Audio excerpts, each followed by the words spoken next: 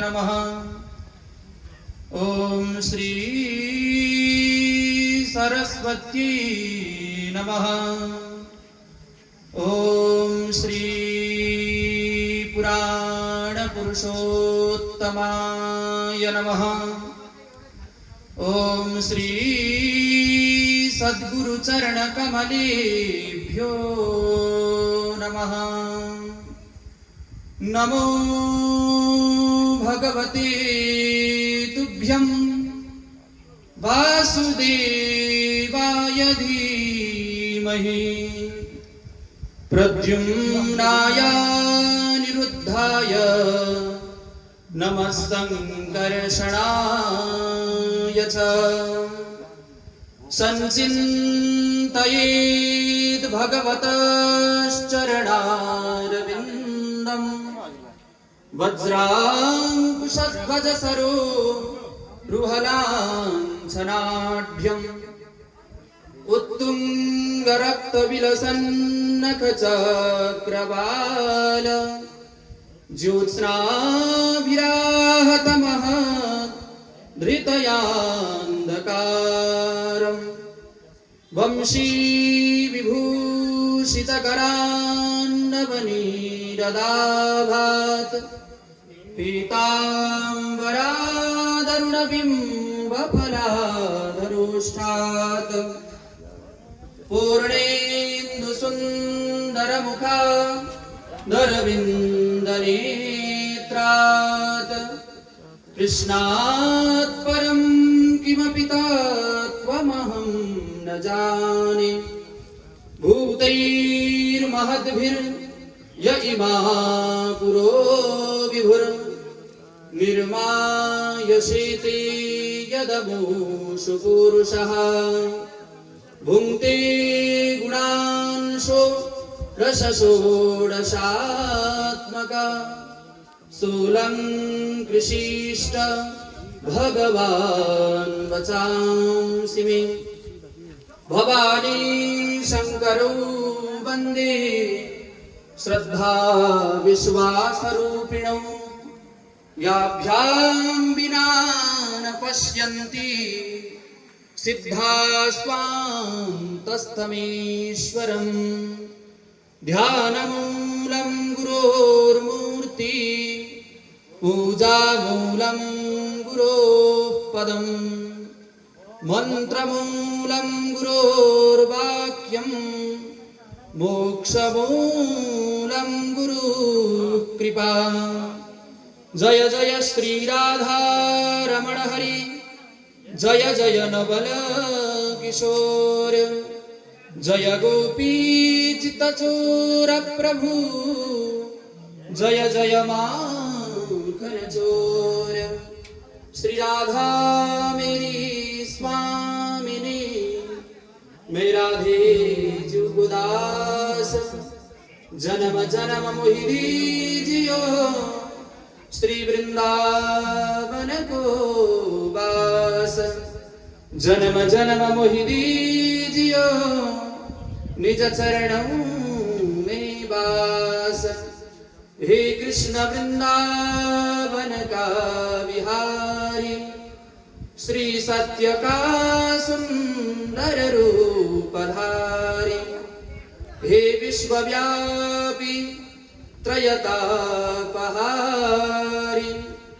उद्धार भक्त हरु को गर है मुरारी उद्धार पितृहरु को गर है मुरारी।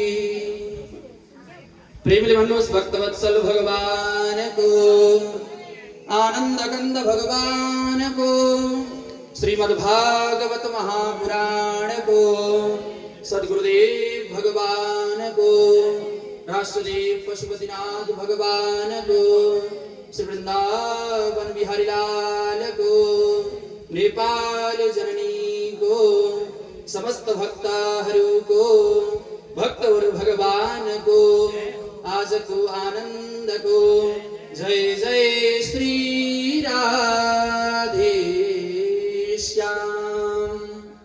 नमः पार्वती पदये हर हर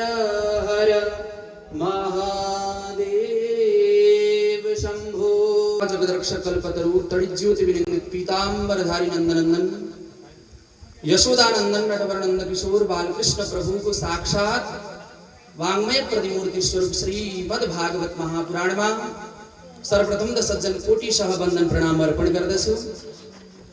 साथ साथ में व्यासपीठ में आवाहित पूजित भगवान लक्ष्मी नारायण सर्वतो भद्र मंडपस्थ देवता नवग्रह मंडपस्थ देवता साथ साथ में इष्ट देवता कुल देवता ग्राम देवता स्थान देवता वास्तु देवता का चरणारविंद में कोटि कोटि वंदन प्रणाम अर्पण गर्दै साथ साथ में भगवान पशुपतिनाथ भगवान श्री वृंदावन बिहारी का चरणारविंद में पनि कोटि कोटि वंदन प्रणाम अर्पण गर्दै गर्दै समीप में जो स्थानीय देवी देवता का स्वरूप में हामी सबैलाई कल्याण गर्ने वाली जालपा देवी का चरणारविंद में पनि कोटि कोटि वंदन प्रणाम अर्पण गर्दै माता सिद्धकाली का चरणारविंद में माता पार्थिवरा का चरणारविंद में नमन अर्पण गर्दै माता मनोकामना का चरणारविंद में पनि हार्दिक हार्दिक नमन अर्पण गर्दै गर्दै साथ साथ में यस यज्ञ में कुनै प्रकार को पनि विघ्न बाधा उपस्थित नहोस् भन्नका लागि गणपति को भूमिका निर्वाह गर्नुहुने गुरुदेवलाई पनि नमन अर्पण गर्दछु। साथ साथ में व्यासपीठ में आसन ग्रहण गरेर श्रीमद् भागवत महापुराण को त्यो सुंदर देववाणीलाई हामी सबैको कल्याण गर्नका लागि साथ साथ में 21 कुलपितृहरूको उद्धार गर्नका निमित्त श्रीमद् भागवत महापुराण को देववाणी द्वारा पाठ गर्नुहुने गुरुदेव का चरण में सुखस्वरूप गुरुदेव का चरण में पनि नमन अर्पण गर्दछु र यज्ञ में वर्णित जति पनि भो ब्राह्मण सबैलाई जो आगन्तुक ब्राह्मणहरू हुनुहुन्छ जसलाई मैले नमन गर्नुपर्दछ उहाँहरूलाई पनि म हार्दिक हार्दिक नमन अर्पण गर्दछु र अहिलेको समयमा त उपस्थित हुनुहुन्न रै पनि हामी सबैलाई सुन्दर तरिकाले संगीतको आफ्नो कलाले मन्त्रमुग्ध बनाउन उपस्थित हुनुभएका जो संगीतकार मित्रहरू हुनुहुन्छ उहाँहरूलाई पनि हार्दिक अभिनन्दन गर्दछु। साथ साथ में अपरेटर मित्र अपरेटर दाजुहरू जसलाई पनि म अभिनन्दन गर्दछु र साथ साथ में छुटी गएछ हाम्रा आचार्य गुरुदेव जसले हामीलाई डोर्याएर यो सुन्दर तरिकाले श्रीमद् भागवत महापुराण को यो यज्ञ अनुष्ठानलाई सभ्य र भव्य ढंगले सुसम्पन्न गर्नका लागि यस स्थानमा अहोरात्र भनौं बिहान 4 बजेदेखि ब्रह्म मुहूर्तदेखि नै वहाँ लागि परेर अहिले हामी यस अवस्थामा आइसकेका छौं र भागवतको दर्शन गरिरहेका छौं गुरुहरूको पूजन गरिरहेका छौं। यस्ता गुरुदेवलाई पनि म नमन गर्दछु र साथ साथ में यस स्थानमा उपस्थित हुनुभएका सम्माननीय वर्ग नमनीय वर्ग जसलाई मैले नमन गर्नुपर्दछ वन्दन गर्नुपर्दछ लब्ध प्रतिष्ठित परोपकारी सबैलाई मेरो तर्फबाट हार्दिक नमन अर्पण गर्दछु र साथ साथ में ममतामयी वात्सल्यमयी करुणामयी माताजीहरू भावमयी पिताजीहरू भक्तिमयी ज्ञानमयी दाजुभाइ तथा दिदीबहिनीहरू सबैलाई मेरो तर्फबाट दशमला जोडेर राधे राधे को हार्दिक अभिनन्दन सबैजनाले स्वीकार गर्नुहोला। एक पटक हात माथि उठाएर भन्नुहोस् राधे राधे जय श्री राधे। राधे राधे को नाम हामीले उच्चारण गर्यौं भने सबै प्रकारका बाधाहरू नाश भएर जान्छन्। त्यही भएर सज्जन हर्ष र उल्लासका साथमा 7 दिनसम्म कम से कम भए पनि हामीले राधे राधे को भगवानका नामहरूलाई उच्चारण गरिराख्ने छौं। एक पटक भन्नुहोस् फेरि जय श्री कृष्ण जय श्री राधे बोल भक्तवत्सल भगवान को। समादरणीय सज्जन भगवान सर्वसर्वेश्वर अच्युतानंद परम पुरुष परमात्मा श्री वृंदावन बिहारी भगवान पशुपतिनाथ को असीम अनुकंपा कृपा दया का कारणले गरेर यस स्थानमा उपस्थित भएर हामी सुन्दर तरिकाले भागवत महापुराण को यो पावन चरित्रलाई श्रवण गर्ने सौभाग्यलाई प्राप्त गरिरहेका छौं। भगवान को कृपा त सधैं छ। साथ साथ में जो दिवंगत हुनुभएका पितृहरू हुनुहुन्छ नि उहाँहरूको पनि जब विशेष कृपा हुन्छ जब आशीर्वाद हुन्छ तब मात्रै यस्तो प्रकारको जुन भागवतलाई श्रवण गरिसकेपछि मनुष्यका अन्तर हृदयका सबै अज्ञानका ग्रन्थीहरू छन् ती सबै नाश भएर जाने गर्दछन्। भौतिक ज्ञान त हामी स्कुलमा गएर श्रवण गर्न सक्छौं प्राप्त गर्न सक्छौं तर अध्यात्मको जुन ज्ञान छ जुन ज्ञानलाई पाइसकेपछि हामीले आफूले आफूलाई बुझ्न सक्छौं। म को हुँ कहाँ छु कहाँ के छ हाल आफूले आफूलाई बुझ्दैन रे मान्छेले, संसारलाई बुझ्दछ, समुद्र भित्र के छ बुझ्दछ मनुष्यले, चन्द्रमामा के छ त्यो बुझ्दछ, तर म को हुँ, म कहाँबाट आएँ भन्ने कुरा चाहिँ मनुष्यले बुझ्न सकेको हुँदैन। त्यो चाहिँ कसरी बुझ्न सकिन्छ त भन्दा जब हामी श्रीमद् भागवत महापुराण जस्ता दिव्य ग्रन्थहरूलाई श्रवण गर्दछौँ, जब हामी शास्त्रलाई श्रवण गर्दछौँ, तब मात्रै हामीले त्यस्ता प्रकारका आफ्नो स्वरूपको बारेमा ज्ञानलाई प्राप्त गर्ने गर्दछौँ। यस्तो श्रीमद् भागवत महापुराणको सुन्दर हामीले श्रवण गर्ने सौभाग्यलाई प्राप्त गरेका छौँ।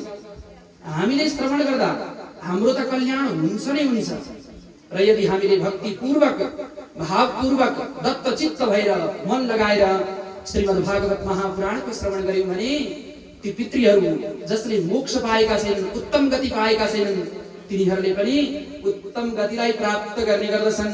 श्रीमद् भागवतान मुक्ति भनिएको छ। भागवतलाई श्रवण गरिसकेपछि नै के हुन्छ त भन्दा ती प्रेतहरूको पनि, जसले उत्तम गतिलाई प्राप्त गरेका छैनन् त्यस्ता प्रेतहरूको पनि उद्धार हुने गर्दछ भनेर भागवतमा सुन्दर तरिकाले वर्णन गरिएको छ। श्रवणात् श्रवणात् सद्य वैकुण्ठ फलदायकम। जसको श्रवण गर्नाले, जसको मनन गर्नाले, जसको चिन्तन गर्नाले नै मनुष्यहरूले त्यो वैकुण्ठमा प्राप्त हुनेवाला आनन्दलाई प्राप्त गर्ने गर्दछ। त्यही भएर त सन्त महात्माहरू जो हुनुहुन्छ देख्दाखेरि त यसो साधारण, उहाँहरूसँग न खानका लागि हुन्छ न बस्नका लागि कुनै ठेगाना हुँदैन, रै पनि मदमस्त आनन्दका साथमा रहनुहुन्छ। कसरी त भन्दा यस्तै प्रकारका ज्ञान गुणका कुराहरूलाई, त्यो अध्यात्मलाई बुझेका कारणले गरेर नै उहाँहरूले त्यस्तो प्रकारको त्यो परम आनन्दलाई जङ्गलमा बसेर पनि त्यो परम आनन्दलाई प्राप्त गर्न सक्नुहुन्छ। भन्दिनुहोस् राधे राधे। श्रीमद् भागवत महापुराणको बडो सौभाग्यको कुरा यो ऋषिहरूको जुन नेपाल देश छ, यस्तो नेपाल देशमा उपस्थित भएर जन्म लिएर त्यसमा पनि यो पहाडको क्षेत्र जसलाई त महात्माहरूले पनि अत्यन्तै उत्तम भन्नुभएको छ। यो नेपाल क्षेत्रमा स्वयं राजा भरत पनि आएर तपस्या गरी बस्नु भयो। अगस्त्य ऋषि, पुलस्त्य ऋषि आदि गरेका ठुल्ठुला ऋषि मुनिहरू पनि यस स्थानमा आएर तपस्या गरी बस्नु भयो। यस्तो पहाडको क्षेत्रमा, यस्ता देवी देवताहरूको स्थानमा हामी उपस्थित भएर श्रीमद् भागवत महापुराणको श्रवण गर्ने सौभाग्यलाई प्राप्त गरेका छौँ। तेह्रथुम जिल्ला लालीगुराँस नगरपालिका र यो लसुने नाम गरेको, लसुने काँडे नाम गरेको यो पावन क्षेत्रमा हामी उपस्थित भएर र यस स्थानमा जसले यो श्रीमद् भागवत महापुराणको सुन्दर आयोजना गर्नुभएको छ, भट्टराई परिवार जो वशिष्ठ गोत्रीय हुनुहुन्छ, आफ्ना जो 1 वर्ष पूर्वमा आफ्नो देहलाई, आफ्नो आयुलाई पूर्ण गरेर जो दिवंगत हुनुभएको छ, उहाँ पिता त्रिलोचन भट्टराई जो स्तम्भ स्वरूप यस गृहका पिता हुनुहुन्थ्यो, उहाँको त्यो उत्तम गतिको कामना गर्दै हामी सबैजना यस स्थानमा उपस्थित भएर श्रीमद् भागवत महापुराणको श्रवण गर्ने सुन्दर हामीले जमर्को गरेका छौँ। र आयोजनाकर्ता हुनुहुन्छ हाम्री आदरणीय दिदी दुर्गा दिदी र साथसाथमा उहाँका सपरिवार, सपरिजन, सपुरीजन, आफ्ना पुत्र, आफ्ना पुत्री, समस्त बन्धु बान्धव, इष्टमित्र सबैजना मिलेर यो सुन्दर श्रीमद् भागवत महापुराणको आयोजना गरी बस्नु भएको छ। हेर्नुहोस्, उहाँहरूले यो श्रीमद् भागवत महापुराणको आयोजना गर्नुभयो। यसद्वारा उहाँहरूको पितृको उद्धार हुन्छ, उहाँहरूको आफ्नो जुन आत्माको अज्ञान हो यो पनि नाश होला, तर साथसाथमा हामी सबैको पनि यसबाट के हुन्छ, कल्याण हुने गर्दछ। यो श्रीमद् भागवत महापुराणको श्रवण गर्नाले नै, चाहे त्यो मनुष्य जहाँबाट आएको किन नहोस्, श्रवण गर्नाले नै के हुन्छ भन्दा त्यो व्यक्तिको मोक्ष भएर जाने गर्दछ, त्यसलाई सुख प्राप्ति हुने गर्दछ। त्यही भएर उहाँहरूले चाहनुहुन्थ्यो भने आफ्नो आत्मकल्याण र पितृहरूको कल्याण चाहनुहुन्थ्यो भने त एउटा तीर्थमा गएर पनि साधारण तरिकाले भागवतको आयोजना गरेर पनि उहाँहरूले आफ्ना पितृहरूलाई उद्धार गर्न सक्नुहुन्थ्यो।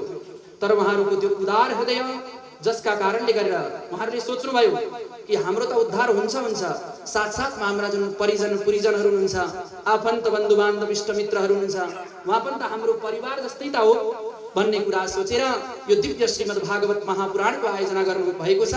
सबैजनाले कर्ता परिवारका लागि एकपटक जोडजाड तालीले सम्मान प्रदान गरौँ। जय श्री राधे भक्तवत्सल भगवानको। त श्रीमद् भागवत महापुराणका जुन महात्म्यहरू छन् यिनीहरू त धेरै धेरै छन्। हेर्नुहोस् लाभ कति छन् त्यस्ता लाभहरू धेरै छन्। त गाएर त कहिले पनि कसैले पनि यसलाई पूर्ति गर्न सक्दैन। त आज हामी अलिकति विलम्ब पनि भयो गर्दै ल्याउँदै गर्दाखेरि सबै पूजा गर्दै र शोभायात्रा गर्दा गर्दै आज विलम्ब भएका कारणले गरेर गुरुदेवले फटाफट पूजा चाहिँ गरिसक्नु भयो र हामीले जुन आजको कर्म हो त्यसलाई चाहिँ हामीले समुद्घाटन गर्यौं। श्रीमद् भागवत महापुराणको 1 अध्यायको पाठ पनि हामीले श्रवण गर्यौं र अब आजको चाहिँ अब रात्रिकालीन समय पनि भइसकेको छ र विश्रामको समय पनि भइसकेका कारणले गरेर अहिलेलाई चाहिँ म यति नै भन्दै मेरा यी 2 शब्दहरूलाई यही स्थगित गर्दै अब भोलिको ठीक 10 बजेदेखि हामी 12 बजेसम्म श्रीमद् भागवत महापुराणका दिव्य रसमय कथा लीलाहरूलाई श्रवण गर्दै आनन्दित हुँदै झुम्दै नाच्दै कीर्तन गर्दै ती परमात्माका चरणार बिन्दुमा आफ्नो मनलाई लगाउनेछौँ। भन्दै मेरा यी शब्दहरूलाई तिनै गोविन्द चरणार बिन्दुमा अर्पण गर्दै समस्त भक्त भागवतहरूका समीपबाट बिदा हुन्छु। आफ्नो वाणीलाई यही स्थगित गर्छु। अवस्थ जय श्री राधे जय श्री श्याम सुन्दर भगवानको। श्रीमद् भागवत महापुराणको वशिष्ठ गोत्रका समस्त कुलपितृहरूको जय जय श्री राधे श्याम।